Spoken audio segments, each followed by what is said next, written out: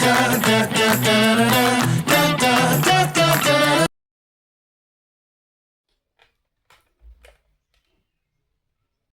Every one, ಇವತ್ತು ತಾನೇ weight check ಮಾಡ್ಕೊಂಡು ಬಂದೆ.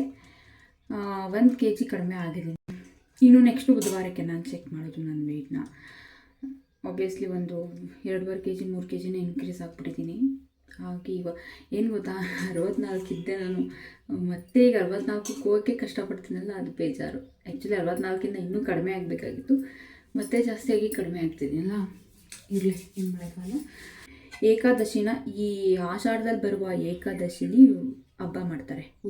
ಉಪವಾಸದ ಹಬ್ಬ ಅಂತ ನಾವು ಕರಿತೀವಿ. ಐ ಥಿಂಕ್ ಅದು ಉಪವಾಸದ ಹಬ್ಬ ಅಂತ ಇರಬೇಕು. ಆ ಹಬ್ಬ ತುಂಬ ಗ್ರ್ಯಾಂಡ್ ಇಲ್ಲಿ.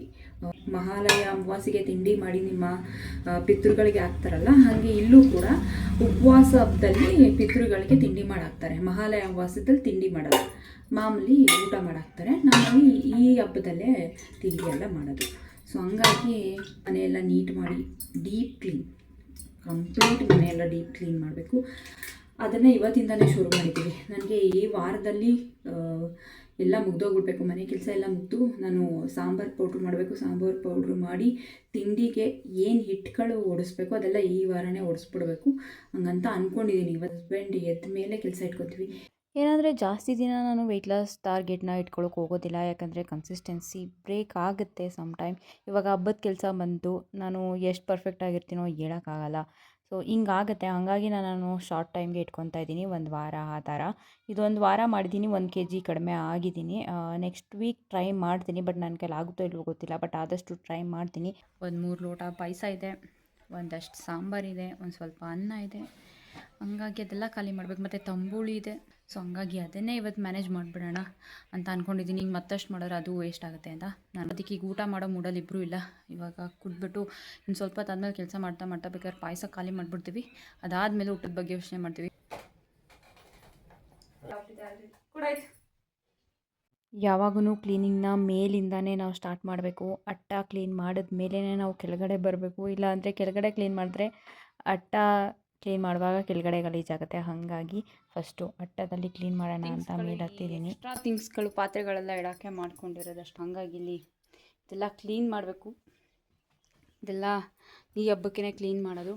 ಪಾತ್ರೆ ಎಲ್ಲ ಒಂದು ಹಬ್ಬದಲ್ಲಿ ವಾಶ್ ಮಾಡಿ ಇಟ್ಟಿದ್ದೀನಿ, ಈಗ ಮತ್ತೆ ವಾಶ್ ಮಾಡೋಕ್ಕಾಗಲ್ಲ. ಹಾಗಾಗಿ ಸ್ಯಾರಿ ಹಾಕಿ ಮುಚ್ಚಿಬಿಟ್ಟಿದ್ದೀನಿ. ಅದು ಗಲೀಜಾಗಿರಲ್ಲ, ಆಲ್ಮೋಸ್ಟು ಗಲೀಜಾಗದೇ ಇರೋದು ಮತ್ತೆ ತೊಳೆಯೋದು ತುಂಬ ಹಿಂಸೆ ಅನಿಸುತ್ತೆ. ಮೇಲೆ ಕ್ಲೀನೆಲ್ಲ ಮಾಡಿಬಿಟ್ಟು ಕೆಳಗಡೆ ಬಂದೆ. ಎಷ್ಟು ಅಂಟಿದೆ ನೋಡಿ. ಮೇಲ್ಗಡೆ ಎದ್ದು ಬೇಡದೇ ಇರೋ ವಸ್ತುಗಳೆಲ್ಲ ಕೆಳಗಡೆ ಹಾಕಿದೆ. ಜೊತೆಗೆ ಪಾಯಸ ಬಿಸಿ ಮಾಡಿ,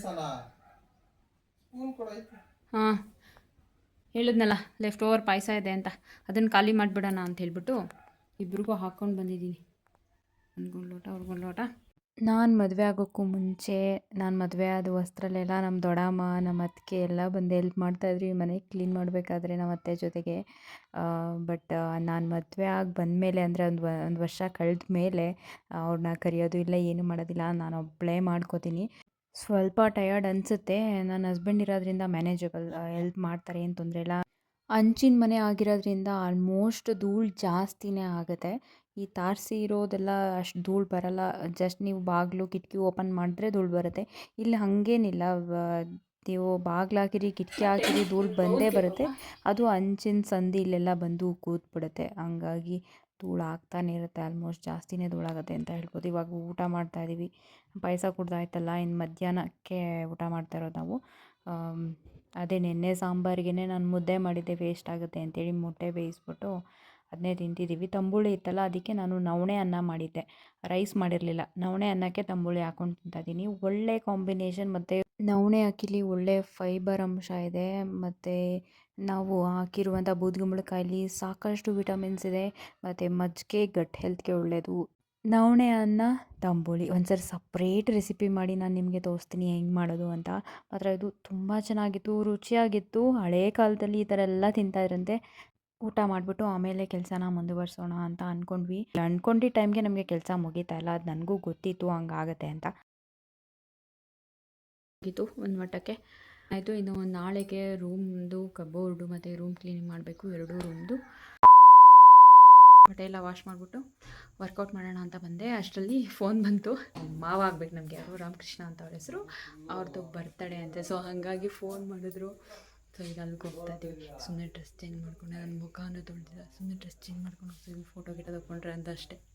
ಇವತ್ತು ಅಂದ್ಕೊಂಡಿದ್ದ ಕೆಲಸ ಅಷ್ಟು ಆಗಿತ್ತು. ಸ್ವಲ್ಪ ಹೊತ್ತು ರೆಸ್ಟ್ ಮಾಡಿಬಿಟ್ಟು ವೀಡಿಯೋ ಎಡಿಟ್ ಎಲ್ಲ ಮಾಡಿಕೊಂಡು ಸ್ವಲ್ಪ ಹೊತ್ತು ಎಕ್ಸಸೈಸ್ ಆದರೂ ಮಾಡೋಣ ಅಂತ ಅಂದ್ಕೊಂಡೆ.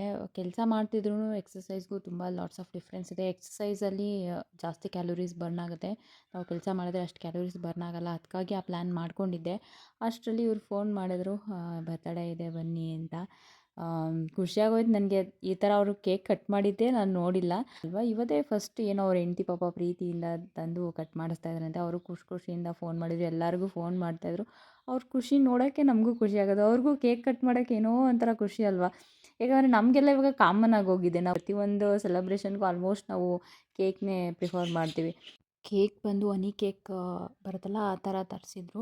ನಾನು ಅಷ್ಟೇ ಹನಿ ಕೇಕ್ನೇ ಪ್ರಿಫರ್ ಮಾಡ್ತೀನಿ ಬರ್ತ್ಡೇಗೆಲ್ಲ, ಯಾಕಂದರೆ ಜಾಸ್ತಿ ಕ್ರೀಮ್ ಇರಲ್ಲ ಅಂತ. ಸಕ್ಕರೆ ಇದ್ದರೂ ಕೂಡ ಕ್ರೀಮ್ ಸ್ವಲ್ಪ ಕಡಿಮೆ ಇರುತ್ತೆ ಅಂತಲೇ. ಮತ್ತು ಈ ಕೇಕ್ಗೆ ತುಂಬ ಕಡಿಮೆ ಶುಗರ್ ಸಿರಪ್ ಹಾಕಿದ್ರು.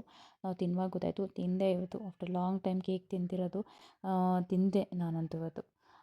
ಡಯೆಟೆಲ್ಲ ಬಟ್ ಏನು ಗೊತ್ತಾ, ನಾನು ತುಂಬ ಪರ್ಫೆಕ್ಟಾಗಿರೋಕ್ಕೆ ಟ್ರೈ ಮಾಡ್ತೀನಿ. ಅದು ಒಂಥರ ಪ್ರಾಬ್ಲಮ್ಮೇ ಆಗೋಗ್ಬಿಡುತ್ತೆ ನನಗೆ. ಸೊ ಅಷ್ಟು ಪರ್ಫೆಕ್ಟ್ನೆಸ್ ಬೇಡ ಅಂತ ಅಂದ್ಕೊತೀನಿ. ಆದ್ರೂ ಈ ಥರ ಮಿಸ್ ಆಗುತ್ತೆ.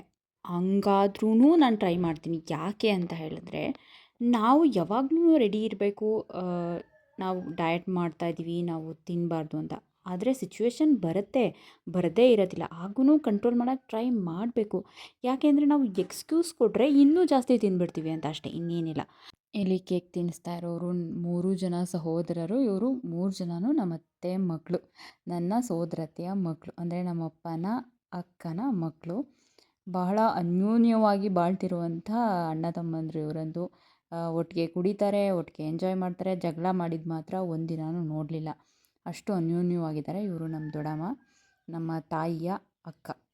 ಇದಾದಮೇಲೆ ನಾನು ಏನೂ ಎಕ್ಸಸೈಸ್ ಮಾಡೋಕ್ಕೂ ಆಗಿಲ್ಲ, ಏನೂ ಇಲ್ಲ. ಅಲ್ಲೇ ಟೈಮ್ ವೇಸ್ಟ್ ಆಗೋಯಿತು. ಅಲ್ಲಿಂದ ಸೀದಾ ಮನೆಗೆ ಬಂದು ಮಲ್ಕೊಂಡಿದ್ದಷ್ಟೇ. ಇನ್ನು ಮಾರನೇ ದಿನಕ್ಕೆ ಬೆಳಿಗ್ಗೆ ಎದ್ದು ಒಂದು 10 ನಿಮಿಷ ಆದಮೇಲೆ ನೆಲ್ಲಿಕಾಯಿ ಜ್ಯೂಸ್ ಮಾಡ್ತಾಯಿದ್ದೀನಿ. ನೆಲ್ಲಿಕಾಯಿನ ಆ ಥರ ತುರ್ಕೊಂಡು ಅದನ್ನು ಇಂಟ್ಕೊಂಡು, ಅದಕ್ಕೆ ನಾನು ಬೂದ್ಗುಂಬಳಕಾಯಿದು ಐಸ್ ಕ್ಯೂಬ್ ಮಾಡಿಟ್ಕೊಂಡಿದ್ನಲ್ಲ, ಅದನ್ನ ಒಂದು ಐಸ್ ಕ್ಯೂಬ್ ಹಾಕೋತೀನಿ. ಅದಕ್ಕೆ ಉಗುರು ಬೆಚ್ಚಗಿನ ನೀರು ಹಾಕ್ತೀನಿ. ಜಾಸ್ತಿ ಸುಡ ಅಂತ ನೀರು ಹಾಕಲ್ಲ, ಉಗುರು ಬೆಚ್ಚಗಿನ ನೀರು ಹಾಕಿ ಕುಡಿಯೋದು. ಕೂದಲಿಗೆ 2 ಟಿಫನ್. ಇಲ್ಲಿ ಹಳ್ಳಿ ಕಡೆ ಬರ್ತಾರೆ ಕೂದಲು ತೊಗೊಳಕ್ಕೆ. ಅವ್ರು ಏನು ಮಾಡ್ತಾರೆ ಅಂದರೆ, ಸ್ಟೀಲ್ದು ಐಟಮ್ ಜಾಸ್ತಿ ತರಲ್ಲ ಅವರು, ಸಿಲ್ವರ್ ತರ್ತಾರೆ. ಸಿಲ್ವರ್ ಕಡಿಮೆ ಅಲ್ವಾ ರೇಟು, ಅದಕ್ಕೋಸ್ಕರ ಸಿಲ್ವರ್ ತಂದುಬಿಡ್ತಾರೆ. ನಮಗೆ ಸಿಲ್ವರ್ ಯೂಸ್ ಮಾಡೋದೇ ಬೇಡ ಅಂತಿರೋದು ನಾವು. ಅದರಲ್ಲಿ ಇವೇ ಸಿಲ್ವರ್ ಪಾತ್ರೆಗಳು, ಅದನ್ನ ಹಾಕ್ಬಿಟ್ಟು ಬೇರೆ ತಗೋಬೇಕು. ಆದರೂ ಯೂಸ್ ಮಾಡ್ತಿದ್ದೀನಿ. ಅದನ್ನ ಹಾಕ್ಬಿಟ್ಟು ಸ್ಟೀಲ್ ತೊಗೋಬೇಕು. ಹಿಂಗಿರುವಾಗ ನಾನು ಸಿಲ್ವರ್ ತಗೊಳಕ್ಕಾಗತ್ತಾ? ಅದಕ್ಕೆ ಸ್ಟೀಲ್ದೇ ಬಾಕ್ಸ್ಗಳು ಕೊಟ್ಬಿಡಿ ಅಂತ, ಏನಾದ್ರು ಯೂಸ್ ಆಗಲಿ ಅಂತ. ಇವಂತೂ ತಗೊತಾ ಇರ್ತೀವಿ, ಹೋಗ್ತಾ ಇರ್ತೀವಿ, ಎಲ್ಲೋಗುತ್ತೆ ಹೆಂಗೋಗುತ್ತೆ ಗೊತ್ತಾಗಲ್ಲ. ಕೂದಲು ಕೊಟ್ಬಿಟ್ಟು 2 ಬಾಕ್ಸ್ ತೊಗೊಂಡೆ. ಆಮೇಲೆ ಬಂದು ಅಡುಗೆ ಮಾಡಿದೆ. ಇವತ್ತು ಒಳ್ಳೆ ಊಟ, ಹುಳ್ಳಿಕಾಳು ಮತ್ತು ಬಸ್ಸಾಂಬಾರು, ಮೊಟ್ಟೆ, ಅನ್ನ, ಮುದ್ದೆ. ಊಟ ಎಲ್ಲ ಆಯಿತು. ಊಟ ಆದಮೇಲೆ ಇವಾಗ ನನಗೆ ಕಬೋರ್ಡ್ ಕೆಲಸಗಳಿದೆ. ಮೇಲೆಲ್ಲ ತುಂಬಿಡ್ತಿದ್ದೀವಿ. ಇವಾಗ ರೂಮ್ಗಳು ಕ್ಲೀನ್ ಮಾಡಬೇಕು. 2 ರೂಮ್ ಇದೆ ನಮ್ಮ ಮನೇಲಿ, 2 ಸಣ್ಣ ಸಣ್ಣ ರೂಮ್ಗಳು. 2 ರೂಮಲ್ಲೂ ಕಬೋರ್ಡ್ ಇದೆ. ಸೊ ಕಬೋರ್ಡ್ ಕ್ಲೀನ್ ಮಾಡಬೇಕು. ಒಂದೊಂದಾಗಿ ತೆಗೆದು ಮಾಡಬೇಕು. ಎಲ್ಲ ಮೆಸ್ಸೇ ಆಗಿಬಿಟ್ಟಿದೆ. ಮತ್ತು ಬೇಡದೇ ಇರೋದೆಲ್ಲ ತೆಗೆದಾಕಬೇಕು. ಬೇಡದೇ ಇರೋದೆಲ್ಲ ಎತ್ತಾಕ್ಬಿಡ್ಬೇಕು, ಬೇಕಿರೋದೆಲ್ಲ ಇಟ್ಕೋಬೇಕು. ಅದೆಲ್ಲ ಕ್ಲೀನ್ ಮಾಡಬೇಕು ಇವತ್ತು. ಇದೇ ಕೆಲಸ ನನಗೆ. ಬಟ್ ಒಂದೊಂದಾಗಿ ತೆಗೆದು ಮಾಡ್ತೀನಿ. ಎಲ್ಲನೂ ತೆಗೆದ್ಬಿಟ್ರೆ ನನಗೆ ಕನ್ಫ್ಯೂಸ್ ಆಗಿಬಿಡುತ್ತೆ. ತೆಗೆಯೋದು, ಕ್ಲೀನ್ ಮಾಡೋದು, ಮಡಚಿಡೋದು, ಮತ್ತು ನೆಕ್ಸ್ಟ್ ಸ್ಟೆಪ್ದು ಮಾಡೋದು, ಆ ಥರ ಮಾಡ್ತೀನಿ. ಇವತ್ತು 2 ಕಬೋರ್ಡ್ ಕೆಲಸ ಮುಗಿಯುತ್ತೆ ಅಂದ್ಕೊಂಡೆ, ಮುಗಿಲೇ ಇಲ್ಲ. ಯಾಕಂದರೆ ಶಾರ್ಟ್ ಔಟ್ ಮಾಡಬೇಕಿತ್ತಲ್ಲ ನಾನು, ಅದೇ ನನಗೆ ಸ್ವಲ್ಪ ಲೇಟ್ ಆಗೋಯಿತು. ಹಾಗಾಗಿ ಈ ದಿನ ಎಲ್ಲ ಪೂರ್ತಿ ಬರೀ ಕಬೋರ್ಡ್ ಕೆಲಸಕ್ಕೆ ಹೋಯಿತು. ಇನ್ನು ಮಾರನೇ ದಿನಕ್ಕೆ ಎದ್ದು ನಾನು ಕಬೋರ್ಡ್ನ ತೋರಿಸ್ತಾ ಇರೋದು ನಿಮಗೆ. ಇದೂ ಮಧ್ಯಾಹ್ನ ತಗೋತು, ಅಂದರೆ 1-1.5 ದಿನ ತಗೋತು ನನಗೆ ಕಬೋರ್ಡ್ ಕೆಲಸ. ಮತ್ತು ಇನ್ನೊಂದೇನು ಗೊತ್ತಾ, ಬಟ್ಟೆ ಮಡ್ಚೋದು ತುಂಬ ಬೋರಿಂಗ್ ಕೆಲಸ ಅದು. ಹಾಗೆ ಅಡುಗೆ ಮಾಡಿದೆ ಇವತ್ತು. ಅಡುಗೆ ಕೆಲಸ ಮತ್ತು ನಂದು ಎಡಿಟಿಂಗ್ ಕೆಲಸಗಳು, ಇದೆಲ್ಲ ಇದ್ದಿದ್ದರಿಂದ ಸ್ವಲ್ಪ ಲೇಟೇ ಆಗೋಯಿತು. ನಾನು ಅಂದ್ಕೊಂಡಿದ್ದೆ ಮಧ್ಯಾಹ್ನದಷ್ಟೆಲ್ಲ ಮುಗಿಸ್ಬಿಟ್ಟು ಮಧ್ಯಾಹ್ನಕ್ಕೆ ನಾನು ಅಡುಗೆ ಮನೆಗೆ ಕ್ಲೀನಿಂಗ್ಗೆ ಹೊರಟೋಗ್ಬಿಡೋಣ ಅಂತ. ಆಗಲೇ ಇಲ್ಲ. ಇವತ್ತೆಲ್ಲ ಬರೀ ಇದೇ ಆಗೋಯಿತು. ನಂದು ಕಬೋರ್ಡ್ದು ಕೆಳಗಡೆದು ಬಳೆ ಎಲ್ಲ ಅಲ್ಲೇ ಇಡೋದು ನಾನು. ಅಲ್ಲಿ ಸುಮಾರು ಬಳೆ ಎಲ್ಲ ಫುಲ್ಲು ಈ ಮದುವೆ ಎಲ್ಲ ಅಟೆಂಡ್ ಮಾಡಿದ್ನಲ್ಲ ಕರ್ನಾರ ಇದೆಲ್ಲ ಬಳೆಗಳು ತೆಗೆಯೋದು ಅಲ್ಲೇ ಹಾಕೋದು ಈ ಥರ ಆಗ್ಬಿಟ್ಟು ಆರ್ಗನೈಸ್ ಆಗೇ ಇರಲಿಲ್ಲ. ಅದು ಕೂಡ ಎಲ್ಲ ಆರ್ಗನೈಸ್ ಮಾಡಬೇಕಾಗಿತ್ತು. ಮತ್ತು ನಂದು ಈ ಜ್ಯುವೆಲರೀಸು ಈ ಆರ್ಟಿಫಿಷಿಯಲ್ ಜ್ಯುವೆಲರೀಸ್ ಎಲ್ಲ ಇತ್ತಲ್ಲ ಅದು ಕೂಡ ಸ್ವಲ್ಪ ಮೆಸ್ಸಿಯಾಗಿ ಹೋಗಿತ್ತು. ಅದನ್ನೆಲ್ಲ ನೀಟ್ ಮಾಡೋಷ್ಟರೊಳಗೆ ನನಗೆ 3 ಅವರ್ಸ್ ಹಿಡಿಯುತ್ತೆ ಅವೆಲ್ಲ ನೀಟಾಗಿ ಅದೇ ಬಾಕ್ಸ್ಗೆ ಇಡಬೇಕಲ್ಲ, ಒಂದೊಂದು ಎಲ್ಲೆಲ್ಲೋ ಇರುತ್ತೆ, ಅದೆಲ್ಲ ಮಾಡೋದಕ್ಕೆ ಅಷ್ಟೊತ್ತಾಯಿತು. ಇನ್ನು ಮಾರನೇ ದಿನಕ್ಕೆ ನಾನು ಅಡುಗೆ ಮನೆಗೆ ಅಂದರೆ ಅವತ್ತು ನಿನ್ನೆ ನೈಟೇ ನಾನು ಅಡುಗೆ ಮನೇದು ಆಲ್ಮೋಸ್ಟ್ ಸಾಮಾನೆಲ್ಲ ತೆಗೆದ್ಬಿಟ್ಟಿದೆ. ಇದು ಬೆಳಿಗ್ಗೆ ಹೊತ್ತಿಗೆ ಎಲ್ಲ ಬೆಳಿಗ್ಗೆ ಹಾಕ್ತಾ ಇರೋದು ಹೊರಗಡೆ, ಎಲ್ಲ ಬೆಳಿಗ್ಗೆ ಒಳಗಡೆನೇ ಮಾಡಿಕೊಂಡೆ. ಮೊದಲೆಲ್ಲ ಹೊರಗಡೆ ಮಾಡ್ತಾಯಿದ್ದೆ, ಯಾಕೋ ನನಗೆ ಹೊರಗಡೆ ಬೇಡ ಅನ್ನಿಸ್ತು. ಸುಮ್ಮನೆ ಹೊರಗಡೆ ಎಲ್ಲ ಪೂರ್ತಿ ಅಂಟ್ಕೋಬೇಕಲ್ಲ ಅಂದ್ಬಿಟ್ಟು ಒಳಗಡೆನೇ ಎಲ್ಲ ಬೆಳಿಗ್ಗೆ ಅಲ್ಲೆಲ್ಲ ಜೋಡಿಸ್ಕೊತಾ ಇದ್ದೆ. ಮತ್ತು ಇವತ್ತು ಅಡುಗೆ ಮಾಡೋಕ್ಕಾಗಿಲ್ಲ ನಾನು. ಹಂಗೂ ಮಾಡ್ತೀನಿ ಅಂತ ಅಂದೆ. ನನ್ನ ಹಸ್ಬೆಂಡ್ಗೆ ಗೊತ್ತಾಯಿತು ನನ್ನ ಕಷ್ಟ. ಇವಳು ಹಿಂಗೆಲ್ಲ ಅಂಟ್ಕೊಂಡು ಇವಳು ಅಡುಗೆ ಮಾಡೋಕ್ಕಾಗಲ್ಲ ಅಂತಂದ್ಬಿಟ್ಟು ಹೊರಗಡೆನೇ ತರ್ತೀನಿ ಬಿಡು ಅಂದ್ಬಿಟ್ಟು ತಂದರು. ನಾನು ಅಂದ್ಕೊಂಡೆ ವೆಜ್ ತೊಗೊಂಡು ಬರ್ತಾರೆ ಅಂತ, ಅವ್ರು ನೋಡಿದ್ರೆ ಚಿಕನ್ ಸಾಂಬಾರು ತಂದಿದ್ರು. ಮುದ್ದೆ ಮತ್ತು ರೈಸ್ ನಾನೇ ಮಾಡಿದೆ.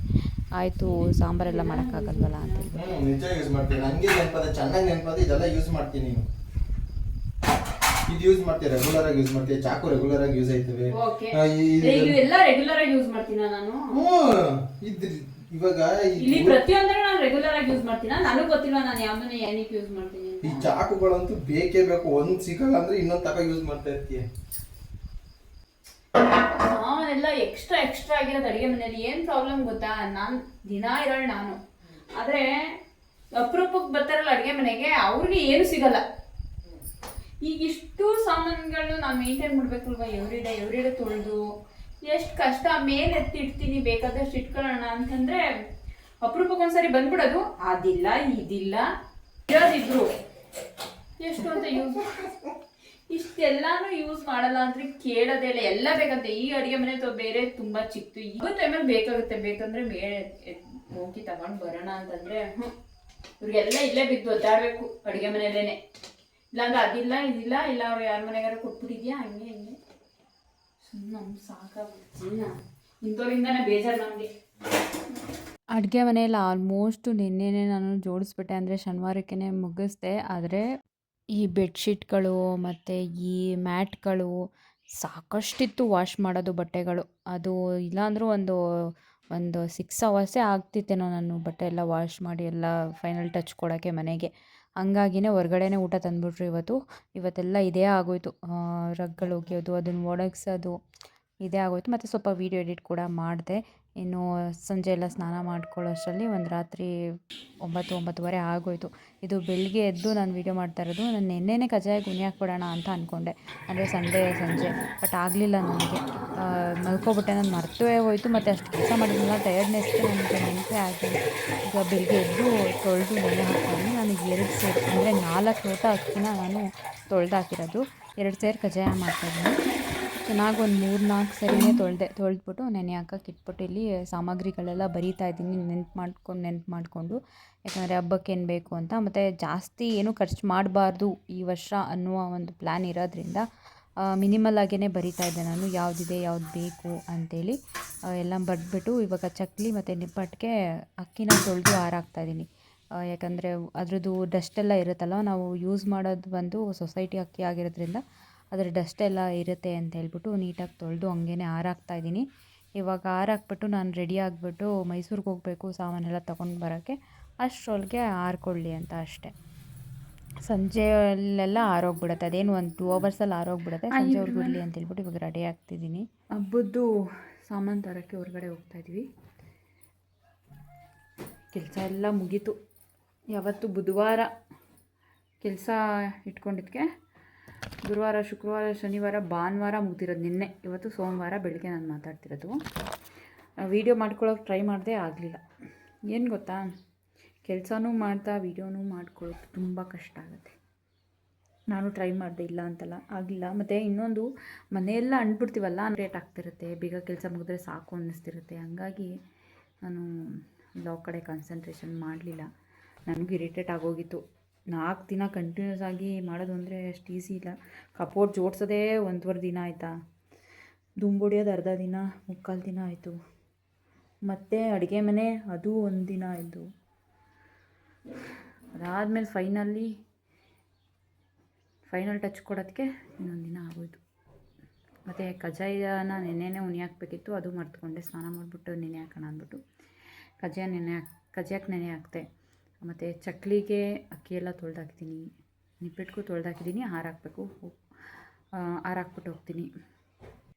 ಹೊರಟ್ವಿ ಮೈಸೂರಿಗೆ. ಶಾಪಿಂಗ್ ಮಾಡೋಕ್ಕೆ ಏನಕ್ಕೆ ಹೊರಟ್ವಿ ಅಂದರೆ ಕೆಲವೊಂದು ಸಾಮಾನುಗಳು ನಾನು ಪರ್ಟಿಕ್ಯುಲರಾಗಿ ಅಲ್ಲೇ ತೊಗೊಬೇಕಾಗಿತ್ತು.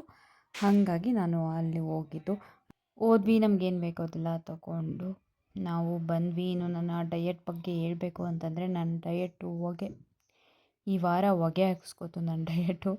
ಯಾಕಂದರೆ ಮನೇಲಿ ಅಡುಗೆ ಮಾಡೋಕ್ಕಾಗಿಲ್ಲ ಅಂತ ಅಂದರೆ ಅಲ್ಲಿಗೆ ಮುಗೀತು ಅಂತ ಅರ್ಥನೇ. ಹೋಮ್ ಫುಡ್ ತುಂಬ ಇಂಪಾರ್ಟೆಂಟು ಡಯಟಲ್ಲಿ.